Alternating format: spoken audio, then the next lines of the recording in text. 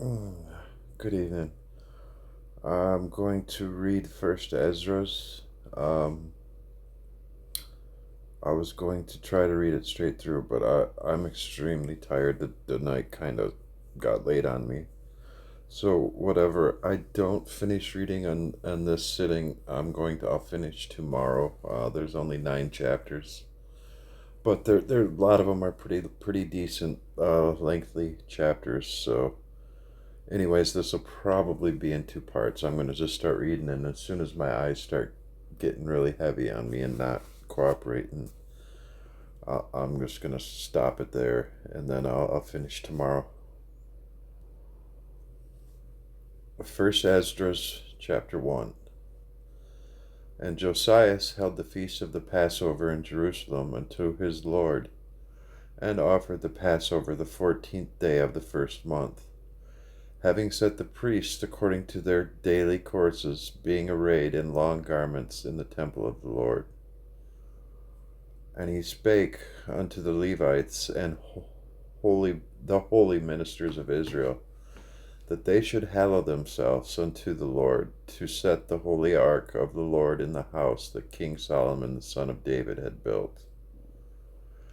And said, Ye shall no more bear the ark upon your shoulders. Now therefore serve the Lord your God, and minister unto his people Israel, and prepare you after your families and kindreds, according as David the king of Israel prescribed, and according to the magnificence of Solomon his son, and standing in the temple according to the several dignity of the families of the Levites, who minister in the presence of your brethren the children of Israel.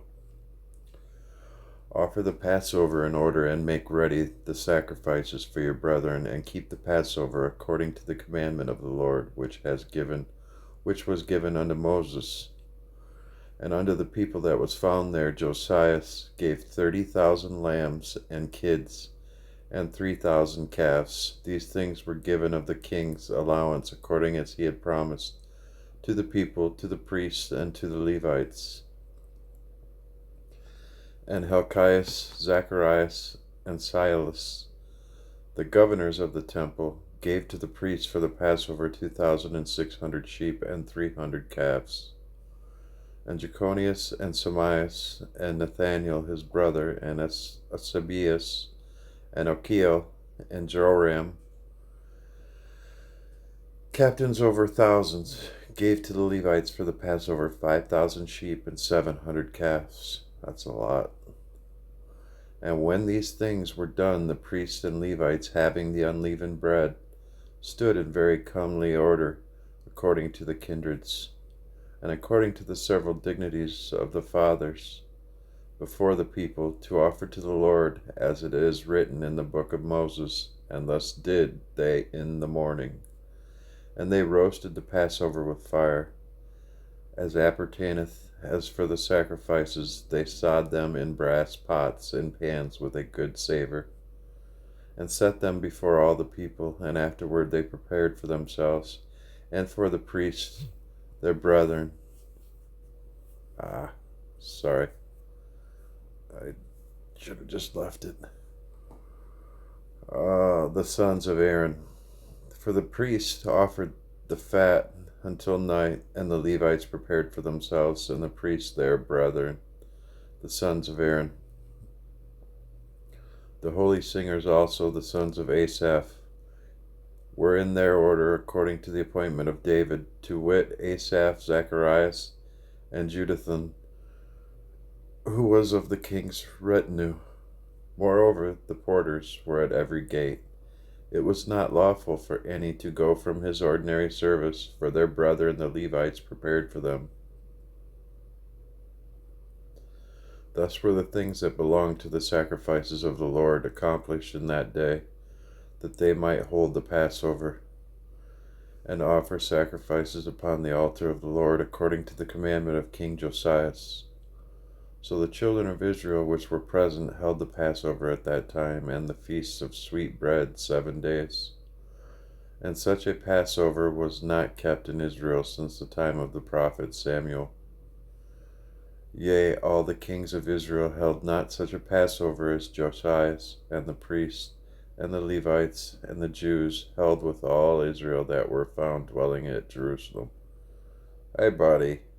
I didn't get you, did I?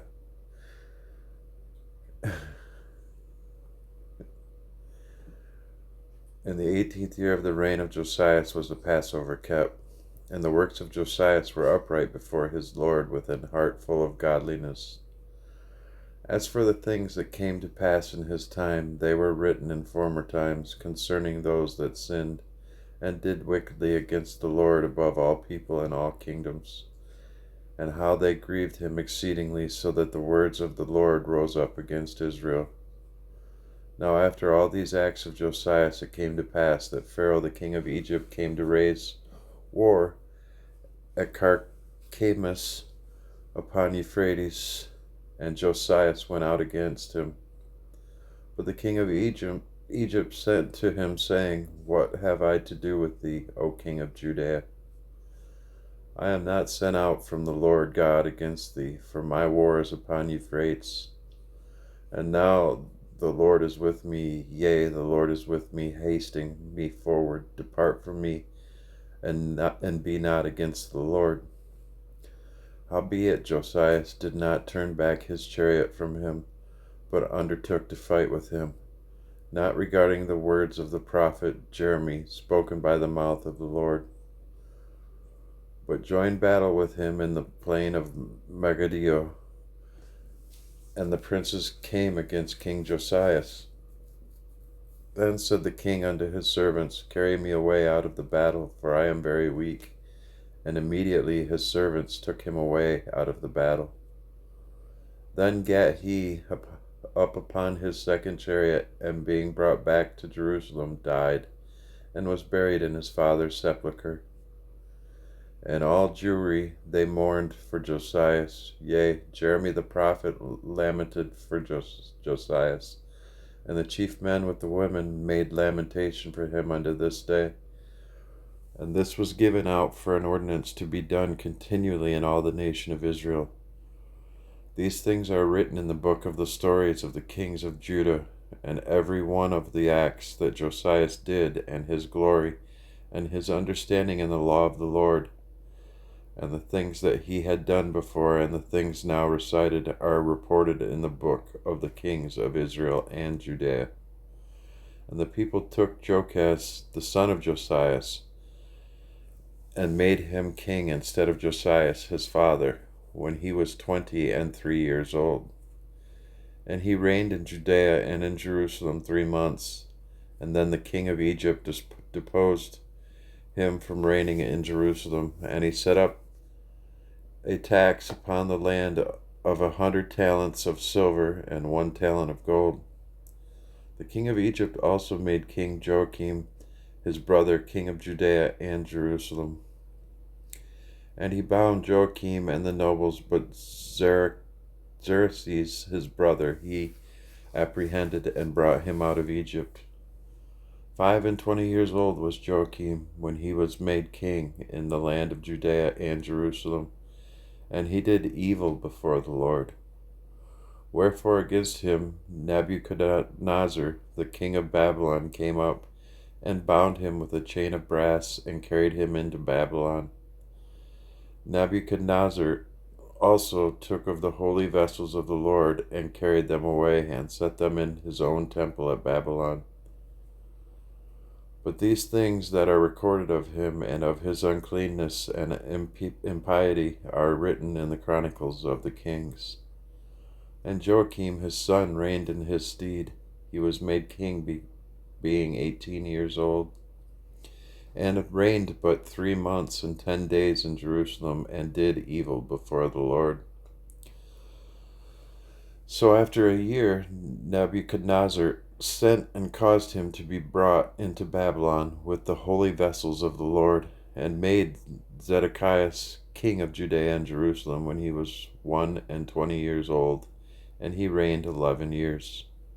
And he did all evil also in the sight of the Lord, and cared not for the words that were spoken unto him by the prophet Jeremy from the mouth of the Lord. And after that, King Nebuchadnezzar had made him to swear by the name of the Lord. He forswore himself and rebelled, and hardening his neck, his heart, he transgressed the laws of the Lord God of Israel. The governors also of the people and of the priests did many things against the laws, and passed all the pollutions of all nations, and defiled the temple of the Lord which was sanctified in Jerusalem. Nevertheless, the God of their fathers sent by his messenger to call them back, because he spared them and his tabernacle also. But they had his messengers in derision, and look, when the Lord spake unto them, they made a sport of his prophets. So far forth that he, being wroth with his people for their great ungodliness, commanded the kings of the Chaldees to come up against them, who slew their young men with the sword, yea, even within the compass of their holy temple, and spared neither young man nor maid, old man nor child among them, for he delivered all into their hands. And they took all the holy vessels of the Lord, both great and small, with the vessels of the ark of God and the king's treasures, and carried them away into Babylon. As for the house of the Lord, they burn it, and break down the walls of Jerusalem, and set fire upon her towers. And as for her glorious things, they never ceased till they had consumed and brought them all to naught.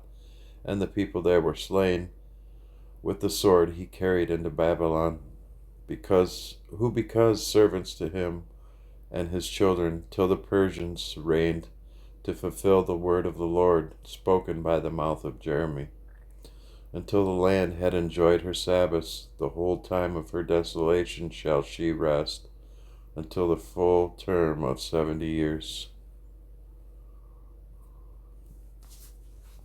Chapter 2.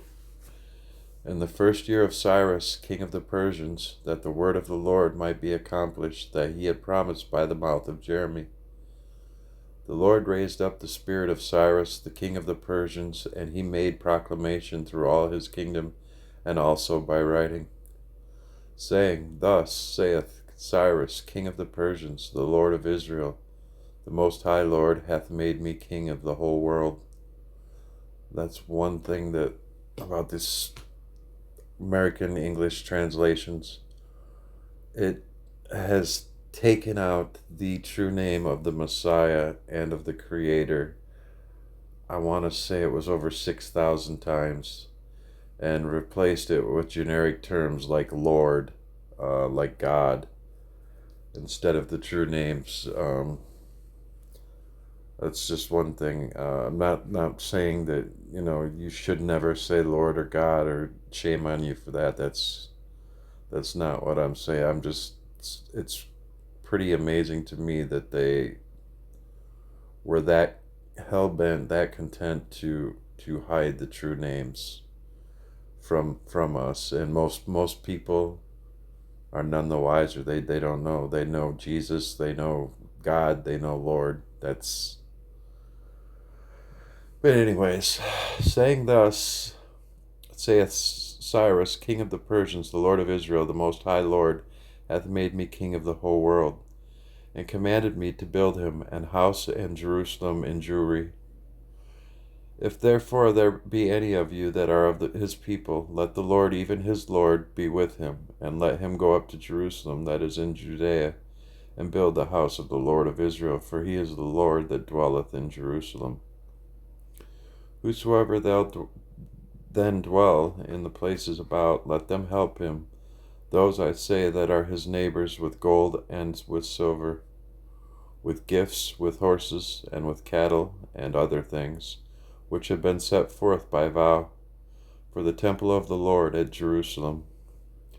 Then the chief of the families of Judea and the tribe of Benjamin stood up, the priests also, and the Levites, and all they whose mind the Lord had moved to go up, and to build a house for the Lord at Jerusalem. And they that dwelt round about them, and helped them in all things with silver and gold, with horses and cattle, and with very many free gifts of a great number whose minds were stirred up thereto.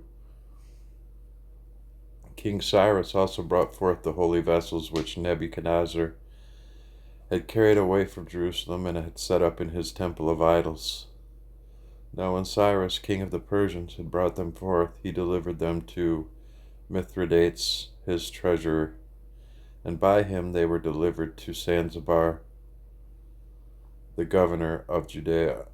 And this was the number of them, 1,000 golden cups, and 1,000 of silver, censers of silver 29, vials of gold 30, and of silver 2,410, and 1,000 other vessels. So all the vessels of gold and of silver which were carried away were 5,469. These were brought back by Sanballat together with them of the captivity from Babylon to Jerusalem. But in the time of Artaxerxes, king of the Persian, Belimus and Mithridates and Tabalius and Rathamus and Beeltothamus and Samelius and the secretary, with others that were in commission with them, dwelling in Samaria and other places, wrote unto him against them that dwelt in Judea and Jerusalem these letters following. To King Artaxerxes, our Lord, thy servants Rathamus the storyteller, and Samelius the scribe, and the rest of their council, and the judges that are in Celesyria and Phoenix, be it now known to the Lord King that the Jews that are up from you to us, being come into Jerusalem, that rebellious and wicked city, do build the marketplaces and repair the walls of it, and do lay the foundation of the temple. Now if this city and the walls thereof be made up again, they will not only refuse to give tribute, but also rebel against kings. And forasmuch as the things pertaining to the temple are now in hand, we think it meet not to neglect such a matter, but to speak unto our Lord the King, to the intent that, if it be thy pleasure, it may be sought out in the books of thy fathers. And thou shalt find in the chronicles what is written concerning these things, and shalt understand that that city was rebellious, troubling both kings and cities, and that the Jews were rebellious and raised always wars therein, for the which cause even the city was made desolate. Therefore now we do declare unto thee, O Lord the King, that is the city be built again, and the walls thereof set up anew, and thou shalt from henceforth have no passage into Celesyria and Phoenix. Then the king wrote back again to Rathamus the storyteller, to Beeltothamus, to Samelius the scribe, and to the rest that were in commission and dwellers in Samaria and Syria and Phoenix, after this manner. I have read the epistle which ye have sent unto me, therefore I commanded to make diligent search, and it hath been found that city was from the beginning practicing against kings. And the men therein were given to rebellion and war, and that mighty kings and fierce were in Jerusalem, who reigned and exalted tributes into Celesyria and Phoenix. Now therefore I have commanded to hinder those men from building the city, and heed to be taken that there will be no more done in it, and that those wicked workers proceed no further to the annoyance of kings. Then King Artaxerxes, his letters being read, Rathamus and Samelius the scribe, and the rest that were in commission with them, removing in haste toward Jerusalem with a troop of horsemen and a multitude of people in battery array, began to hinder the builders, and the building of the temple in Jerusalem ceased until the 2nd year of the reign of Darius, king of the Persians. Chapter 3. Now when Darius reigned, he made a great feast unto all his subjects, and unto all his household, and to all the princes of Media and Persia, and to all the governors and captains and lieutenants that were under him, from India unto Ethiopia, of 127 provinces. And when they had eaten and drunken, and being satisfied were gone home, Then Darius the king went unto his bedchamber and slept, and soon after awake. Then 3 young men that were of the guard that kept the king's body spake one to another, Let every one of us speak a sentence, he that shall overcome, and whose sentence shall seem wiser than the others, and to them shall the king Darius give great gifts and great things in token of victory, as to be clothed in purple, to drink in gold, and to sleep upon gold, and a chariot with bridles of gold, and a head tire of fine linen, and a chain about his neck. And he shall sit next to Darius because of his wisdom, and shall be called Darius his cousin. And then every one wrote his sentence, sealed it, and laid it under King Darius his pillow, and said that, when the king is risen, some will give him the writings, and of whose side the king and the 3 princes of Persia shall judge, that his sentence is the wisest. To him shall the victory be given, as was appointed. The first wrote, Wine is the strongest. The second wrote, The king is strongest. And the third wrote, Women are strongest, but above all things truth beareth away the victory. Now when the king was risen up, they took their writings and delivered them unto him, and so he read them. And sending forth, he called all the princes of Persia and Media, and the governors, and the captains, and the lieutenants, and the chief officers. And he sat down in the royal seat of judgment, and the writings were read before them. And he said, Call the young men, and they shall declare their own sentences. So that they were called, and came in. And he said unto them, Declare unto us your mind concerning the writings. Then began the first, who had spoken of the strength of wine. And he said thus, O ye men, how exceedingly strong is wine! It causeth all men to err that drink it. It maketh the mind of the king and of the fatherless child to be all one, of the bondman, of the freeman, of the poor man, and of the rich. It turneth also every thought into jollity and mirth, so that a man remembereth neither sorrow nor debt. And it maketh every heart rich, so that a man remembereth neither king nor governor, and it maketh to speak all things by talents. And when they are in their cups, they forget their love both to friends and brethren, and a little after draw out swords. But when they are from the wine, they remember not what they have done. O ye men, it is not wine the strongest that enforceth to do thus? And when he had spoken, he held his peace. Last chapter for tonight, chapter 4. 1Esdras 4. When the second that had spoken of the strength of the king began to say, O ye men, do not men excel in strength that bear rule over sea and land, and all things in them? But yet the king is more mighty, for he is Lord over all these things, and hath dominion over them, and whatsoever he commandeth them, they do. If he bid them make war the one against the other, they do it. If he send them out against the enemies, they go and break down mountains, walls, and towers. They slay and are slain, and transgress not the king's commandment. If they get the victory, they bring all to the king, as well the spoil as all things else. Likewise for those that are no soldiers, and have not to do with wars, but use husbandry, when they have reaped again that which they had sown, they bring it to the king, and compel one another to pay tribute unto the king. And yet he is but one man. If he commanded to kill, they kill. If he commanded to spare, they spare. If he commanded to smite, they smite. If he commanded to make desolate, they make desolate. If he command to build, they build. If he command to cut down, they cut down. If he command to plant, they plant.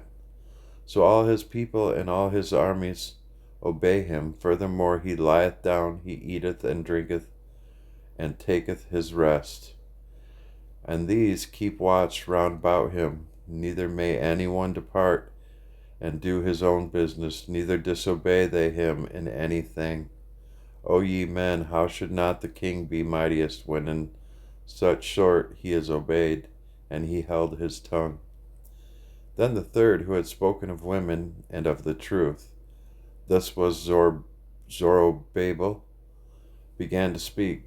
O ye men, it is not the great king, nor the multitude of men, neither is it wine, that excelleth. Who is it then that ruleth them, or hath the lordship over them? Are they not women? Women have borne the king and all the people that bear rule by sea and land. Even of them came they, and have nourished them up, and planted the vineyards, from hence the wine cometh.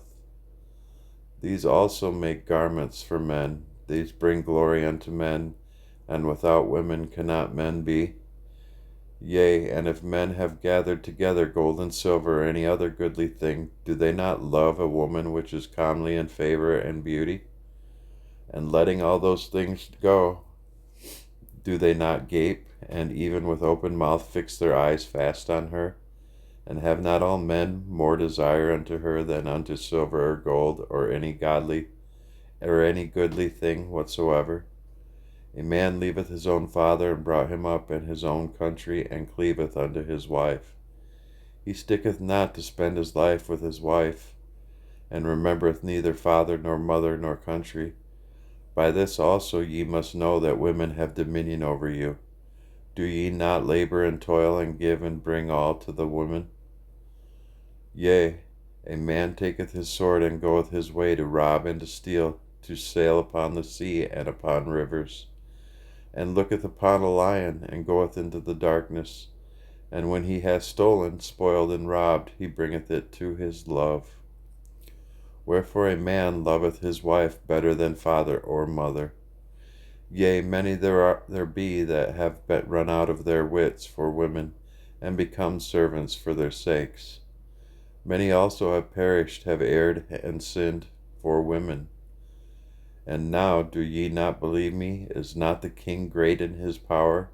Do not all regions fear to touch him? Yet did I see him and Apame, the king's concubine, the daughter of the admirable Bardachus, sitting at the right hand of the king, and taking the crown from the king's head and setting it upon her own head, she also struck the king with her left hand. And yet for all this the king gaped and gazed upon her with open mouth. If she laughed upon him, he laughed also. But if she took any displeasure at him, the king was fain to flatter, that she might be reconciled to him again. O ye men, how can it be women should be strong, seeing they do this? Then the king and the princes looked upon one another, so he began to speak of the truth. O ye men, are not women strong? Great is the earth, high as the heaven, swift as the sun in his course. For he compasseth the heavens round about, and fetcheth his course again to his own place in one day. Is he not great that maketh these things? Therefore great is the truth, and stronger than all things. All the earth crieth upon the truth, and the heaven blesseth it, and works shake and tremble at it, and with it is no unrighteous thing. Wine is wicked, the king is wicked, women are wicked, all the children of men are wicked, and such are all their wicked works. And there is no truth in them. In their unrighteousness also they shall perish. As for the truth, it endureth, and is always strong. It liveth and conquereth for evermore. With her there is no accepting of persons or rewards, but she doeth the things that are just, and refraineth from all unjust and wicked things, and all men do well like of her works. Neither in her judgment is any unrighteousness, and she is the strength, kingdom, power, and majesty of all ages. Blessed be the God of truth. And with that he held his peace, and all the people then shouted and said, Great is truth, and mighty above all things. Then said the king unto him, Ask what thou wilt, more than is appointed in the writing, and we will give it to thee, because thou art found wisest. and thou shalt sit next me, and shalt be called my cousin. Then said he unto the king, Remember thy vow, which thou hast vowed to build Jerusalem in the day when thou camest to thy kingdom, and to send away all the vessels that were taken away out of Jerusalem, which Cyrus set apart, when he vowed to destroy Babylon and to send them again thither. Thou also hast vowed to build up the temple, which the Edomites burned when Judea was made desolate by the Chaldees. And now, O Lord the King, this is that which I require and which I desire of thee, and this is the princely liberality proceeding from thyself. I desire therefore that thou make good the vow, the performance whereof with thine own mouth thou hast vowed to the King of heaven. Then Darius the king stood up and kissed him, and wrote letters for him unto all the treasurers and lieutenants and captains and governors, that they should safely convey to their way both him and all those who go up with him to build Jerusalem. He wrote letters also unto the lieutenants that were in Seleucia and Phoenix, and unto them in Libanus, that they should bring cedar wood from Libanus unto Jerusalem, and that they should build the city with him. Moreover, he wrote for all the Jews that went out of his realm up into Jewry, concerning their freedom, that no officer, no ruler, no lieutenant, nor treasurer should forcibly enter into their doors, and that all the country which they hold should be free without tribute, and that the Edomites should give over their villages of the Jews which they had held. Yea, that there should be yearly given 20 talents to the building of the temple, unto the time that it were built,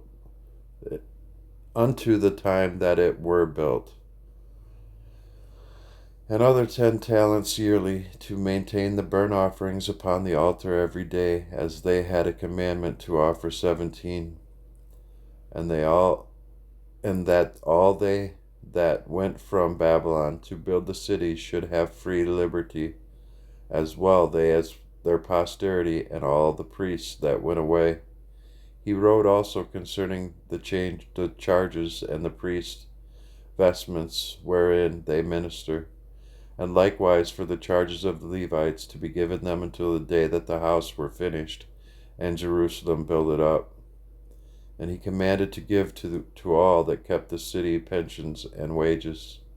He sent away also all the vessels from Babylon that Cyrus had set apart, and all that Cyrus had given in commandment. The same charged he also to be done, and sent unto Jerusalem. Now when this young man was gone forth, he lifted up his face to heaven toward Jerusalem, and praised the King of heaven. And thus from thee cometh victory, from thee cometh wisdom, and thine is the glory, and I am the servant. Blessed art thou who hast given me wisdom, for to thee I give thanks, O Lord of our fathers. And so he took the letters, and went out, and came unto Babylon, and told it all his brethren. And they praised the God of their fathers, because he had given them freedom and liberty, to go up and to build Jerusalem, and the temple which is called by his name. And they feasted with the instruments of music and gladness 7 days. Alright. I'll do 5 through 9 tomorrow. My eyes are heavy. Obviously, I was kind of struggling at times to read, so I apologize, but thank you for listening. Have a good night.